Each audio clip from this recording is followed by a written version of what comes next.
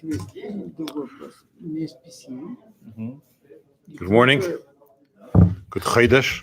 Today is the beginning of a new month, Chodesh Menachem Av. Unfortunately, it's the month that we commemorate the destruction of the Beis Hamikdash, the destruction of the temple. It's also, historically, not just the first temple, but the second temple as well.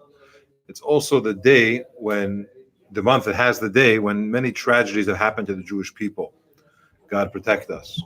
Like the decision, the verdict that the Jewish people will have to stay in the desert for 40 years, which is something which was terrible. It was a result of how we spoke regarding the spies.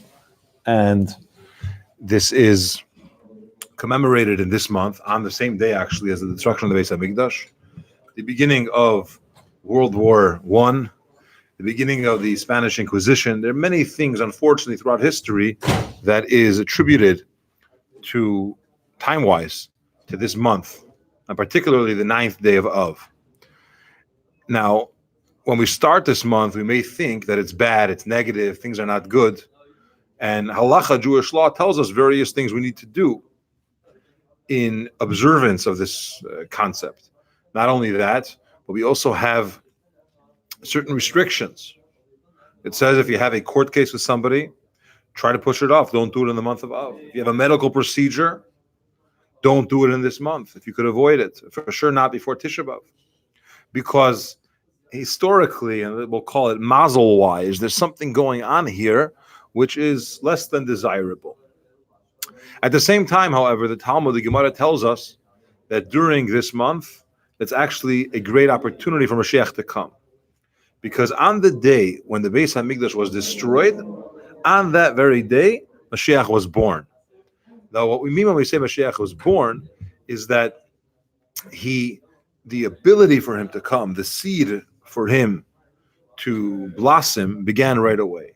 At the moment of destruction, we had already the beginning of the rebuilding and the redemption. So in the beginning of this month, and we have to observe certain things to recognize the negativity, if you will, and the sadness of the time. And the same time, we have to remember that it's a great opportunity for Mashiach to come and for the redemption to happen. Today, Rosh Chodesh is also very special because it's Aaron HaKohen's Yortzeit. It's the day when Aaron HaKohen passed away. Now, Aaron HaKohen was Moshe's brother, as we know. He was the high priest, which means he represented the Jewish people in the Beis Hamikdash in everything that we've done, all the services, the sacrifices, and so on. But there's something special about Aaron HaKohen, and that is that he is the only Yortzeit which is mentioned in Torah. Okay, there's no other Yortzeit that we know of biblically from Torah. Okay, we happen to know when Moshe Rabbeinu passed away, but it's not recorded in the Torah, the 7th of Adar. Aaron HaKohen, who passed away today, it says in Torah that his Yortzeit is on the first day of this month. And we know it's Rosh Chodesh. Why is he unique that his name is mentioned, his date of passing is mentioned, and it's mentioned for all times? In other words, eternally, people will recognize this date because of the importance that it carries, that Torah mentions when he passed away. Avram's Yortzeit is not known. Yitzchak's Yortzeit is not known. We don't know what the dates when they were. But when it comes to Aaron, somehow he was worthy that he got this special mention of when his Yortzeit is on the first day of this month of Chodesh Av. Now, where does Torah mention that? In our Parsha, in Parshas Maseh. It talks to us regarding the journeys, and it recalls the journeys of the Jewish people in the desert. And it says that by Har HaHar, on which date it was, Aaron HaKohen passed away. A phenomenal mention, something which is very important. Now,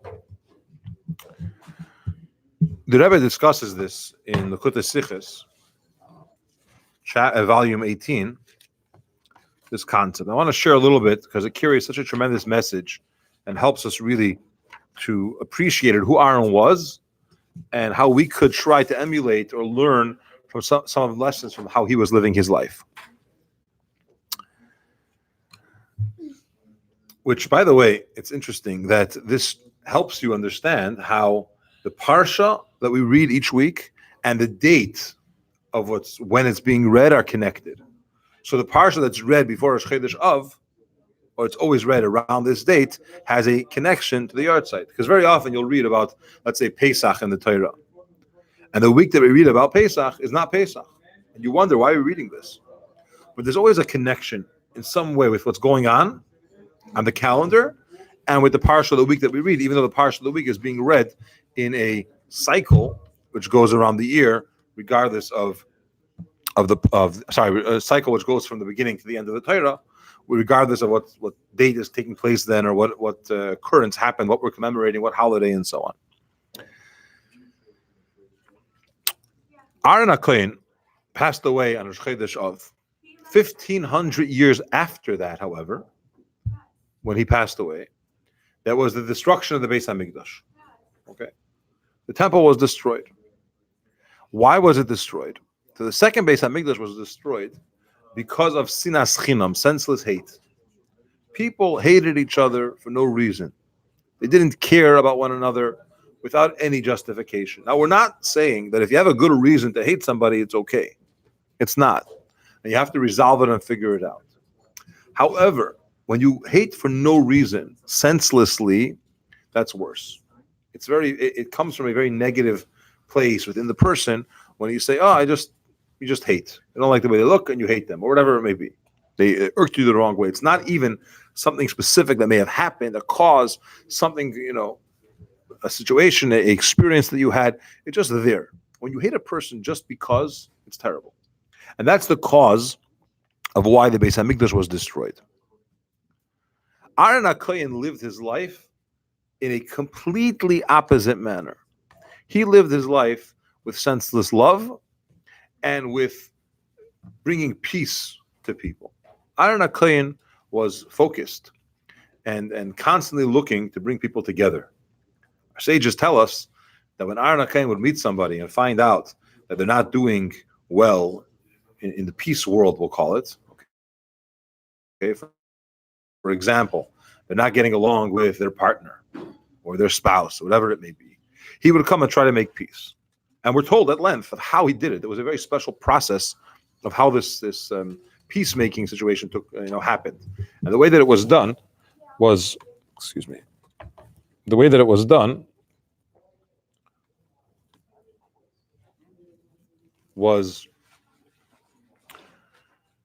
he would go to one party and say, I heard that let's just say your wife really feels bad about what happened, and she would like to get back together. Now, it's not true. She doesn't feel bad, and she's happy that they're not together, or she's not happy, but she's not looking to get back with him. And they're in a fight. But he would tell him that I met your wife and she feels bad. And when he heard that, he would say, really? If she truly feels bad, if she truly regrets it, and she wants to come back, then I'm willing to forgive, or I will try harder, we'll make it work.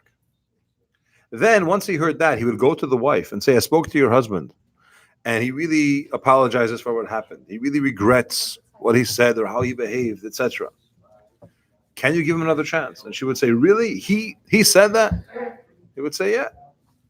Okay, well, let's try again. And they would come back together. So frankly, he lied to both parties.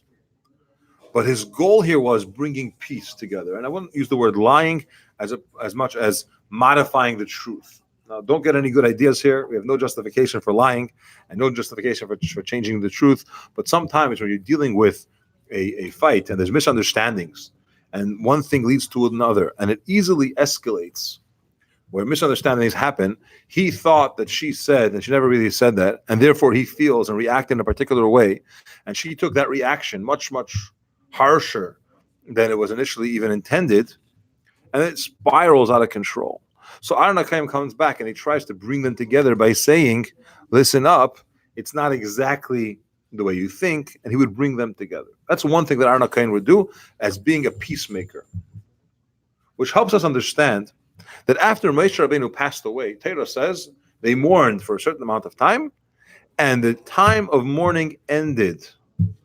Okay, the mourning finished. Unfortunately, heaven forbid, if someone loses a loved one, there's stages of mourning. There's 7 days, there's 30 days, there's a year. There's stages. By Moshe, it says how much they cried for, how long they mourned him, and then Vayitmu, it finished. Yimei v'chi evel Moshe, the days of crying over the loss of Moshe Rabbeinu. By Aaron HaKohen, we don't find that they stopped. It doesn't say they stopped. Or are they mourning him forever? And the answer is because the loss of Aaron was felt everywhere and very strongly. And the reason why it was felt everywhere very strongly is because he brought peace. It's such a powerful thing to bring people together. You see, fighting, strife, misunderstandings, it's a tremendous cause for negativity, obviously, and for terrible consequences. The concept, the importance of getting along, of being peaceful one with another, is tremendous. And Aaron HaKohen did that, and therefore, when he passed away today, people didn't stop crying. They felt bad. They mourned the whole time. Another thing that Aaron HaKohen did, Aaron was someone who, when he saw a child, a youngster, somebody who wasn't behaving. Now you have two methods of dealing with it. Let me share Aaron HaKohen's method. He runs into a young man who has, let's just say, not acting the right way. They're doing whatever they want. They're misbehaving. They're dropping out of school. They're involved with bad friends. They're involved in crime, whatever it may be. Aaron HaKohen would go over to him, and with the biggest welcome and the greatest hug or handshake, he would say, "How are you? What's happening? It's nice to see you," and treat him with respect. Really treat him with respect. Show him that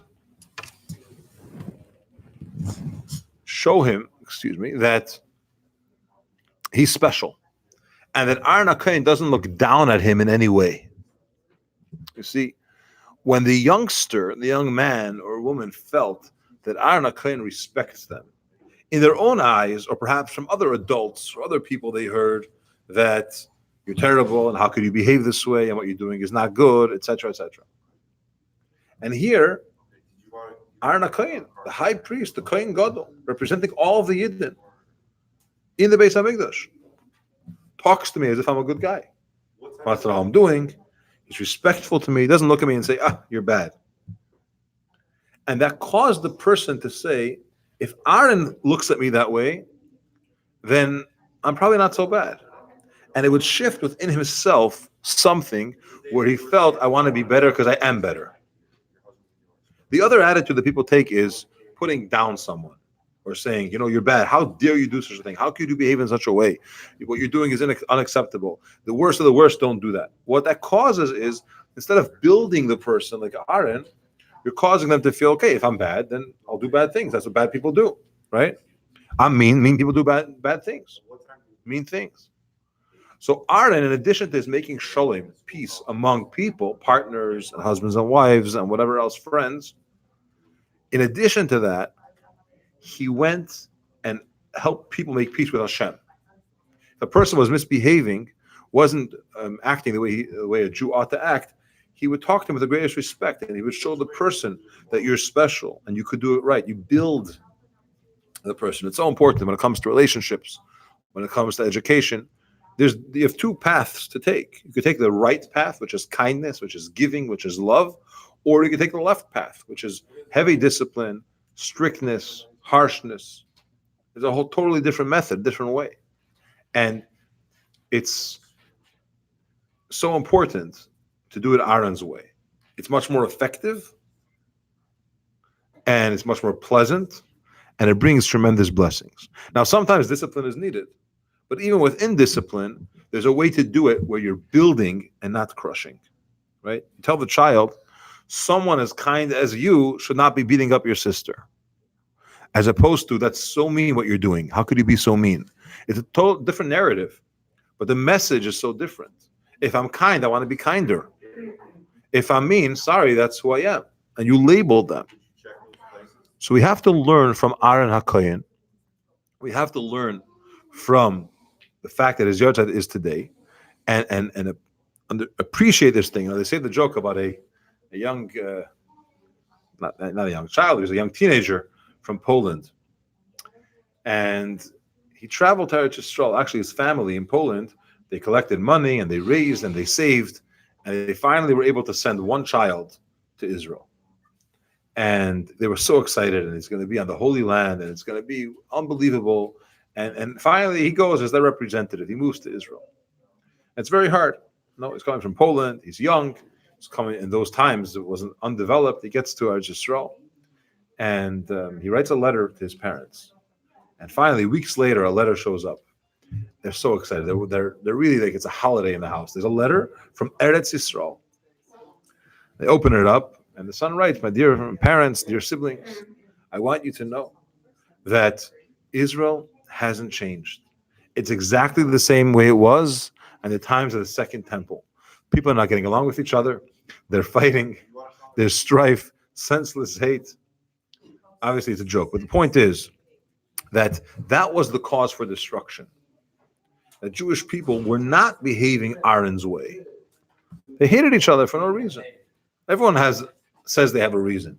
The way to fix that is try to be like Aaron, where your focus, your emphasis, your number one priority is making peace. It's not about being right. It's about getting along. It's not about having your way. It's about the shalom, the peace. Because when there's shalom, when there's peace, there's blessing. Berchenu avinu kulanu ke'echad. We say in davening, bless us all, our Father, meaning God, as one. When we're as one, there's special blessings. And that's really the message of Aaron HaKohen's yahrzeit and why it's said now. What's the connection to Parshas Maseh, which is by Chodesh Av, which is his yahrzeit, is because the way to fix the destruction, which is the time that we're in now, these 9 days, is through living like Aaron, through having more Avos Yisrael, through caring for one another. There's a beautiful story that happened with Reb Chaim Binyamin Brod. He was living in Uman, and he was a very poor person, and barely made a living, and get around. He barely made a living. Things were hard. And he had a friend that used to. He had a friend that was.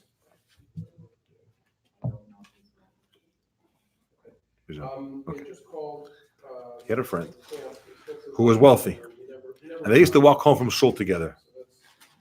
And one day they're walking home Friday night, and the wealthy man tells the poor man that we don't have any fish this week in our house. No fish. Shabbos, no fish. Why not? Because my wife, he said, went to the store, and she was trying to buy a large fish to the marketplace, and someone else came by and outbid her, and it was too expensive. She wasn't going to take it. Now, the small fish she didn't want because it's much more work. You have to clean each one and fillet each one and everything. It's not worth it. Big fish. So we don't have fish today for Shabbos. So he says, interesting. Okay. He goes home, and in the kitchen in his house, all they could afford was this, very cheap small fish, probably shprate or something. And he goes, and he quietly takes the bowl that his wife prepared, and he gives it to a little kid. If you need for Shabbos, one of the ways to carry, if a little child brings it, tells the little kid, go bring it to our neighbor. Brings it over. Okay, they sing Shalom Aleichem, they make Kiddush, they wash, they sit down. It's time to bring the fish. She goes to bring it. It's not there. She looks at her husband and she says, "It's one of your things." It wasn't easy to prepare the fish. And he explained to her like this: our family, we're used to being without fish. Unfortunately, some weeks we have money, and some weeks it's bread and margarine. But the wealthy man, he's never experienced the Shabbos without fish. What's worse? Me and our family not to have fish tonight, or the wealthy man? Now, it's a tremendous level of Avos Yisrael because of love for one another. He had other stuff to eat, the wealthy man, but something was lacking in him. That's the level of love, of care that he had for another person. It helps us understand why is the yahrzeit of Aaron mentioned in the Torah, because he has this specialty of bringing peace. And the reason why we read it in Parshas Masei now, why Torah mentions it here, which is not Chedesh Av, is because it's always read around this time. And that's the time when the temple was destroyed. And the way to fix that is through having more Avos Yisrael, more love. Now, I want to just clarify, by the way, those that are watching, you could share it on Facebook, subscribe on YouTube. It's not an easy thing to do, to love one another, especially when there's issues, when a person's not getting along. But if we think about it for a moment, the great extent that Aaron went and the lengths that he went in order to make this work, in order to have shalom among people, it gives us a appreciation and a lesson of how much shalom we have to have. If you think about the people that you're not getting along with, and is it really worth it? And is it really that bad that whatever was done? And maybe time has passed and people have forgotten, or they're willing to forgive. Maybe there's a way to work it out. This is the time to do it. It's the time when the Beis Hamikdash was destroyed, and the way to rebuild it is to having that Avos Yisrael, that shalom, that peace, one with another. Have a wonderful Shabbos Chazak, a good Chodesh, and may these days be transformed to happiness and holiness. Amen.